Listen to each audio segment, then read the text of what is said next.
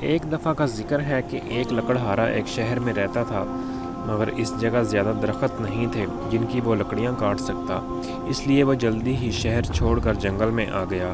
لیکن جنگل میں بھی رہنا آسان نہیں تھا، وہاں سے اسے بھوک اور سردی نے خوب ستایا۔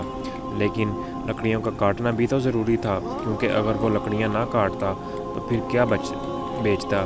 لکڑہارے نے جب کافی لکڑیاں کاٹ لیں تو پھر اس نے سردی سے بچنے کے لیے کچھ لکڑیاں جلائیں۔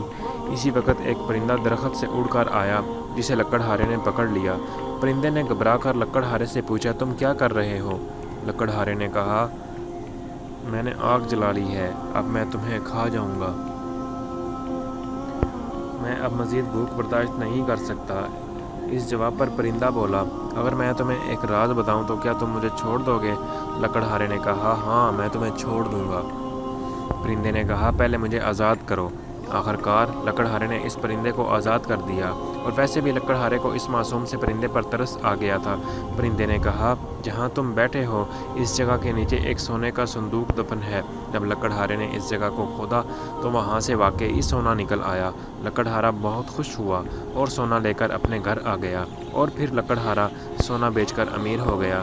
اس کے گھر کے پاس ایک دکاندار رہتا تھا۔ اس دکاندار نے اپنی بیوی سے کہا کہ تم لکڑہارے کے گھر جاؤ اور اس کی بیوی سے پتہ لگاؤ کہ لکڑہارا امیر کیسے ہوا ہے۔ جب دکاندار کی بیوی لکڑہارے کے گھر گئی تو لکڑہارے کی بیوی نے اسے سب سچ بتا دیا۔ دکاندار کی بیوی نے واپس جا کر دکاندار کو ساری کہانی سنائی، جسے سن کر دکاندار کے من میں بھی لالچ آ گیا۔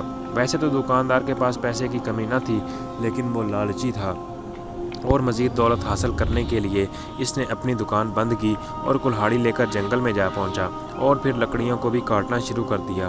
تھوڑی دیر بعد اس نے ایک درخت کے نیچے بھی آگ لگائی، شاید وہ پرندہ آئے گا تو اس سے بھی سونا ذریعہ آئے گا۔ پھر اچانک وہاں سے ایک پرندہ آیا تو دکاندار نے اسے پکڑ لیا اور کہا، چلو مجھے بھی سونے کا پتہ بتاؤ۔ پرندے نے کہا، پہلے مجھے آزاد کرو۔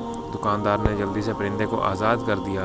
پرندے نے کہا، اے لالچی انسان، لکڑہارے نے بھوک کی وجہ سے مجھے پکڑا تھا، اور لکڑہارے کو یہ نہیں پتا تھا کہ میں اسے کیا راز بتاؤں گا، مگر تم نے مجھے لالچ کی وجہ سے پکڑا ہے اور اسی وجہ سے مجھے چھوڑ دیا۔ تم خزانہ حاصل کرنے کے لائق نہیں ہو۔ اور پرندہ اڑ کر ایک اونچے درخت پر جا بیٹھا تاکہ کوئی انسان اسے پکڑ نہ سکے۔ یوں دکاندار کے ہاتھ کچھ نہ آیا اور وہ اپنی حرکت پر سخت شرمندہ ہو گیا۔ بڑوں نے بھی سچ کہا ہے کہ لالچ بہت بری بلا ہے۔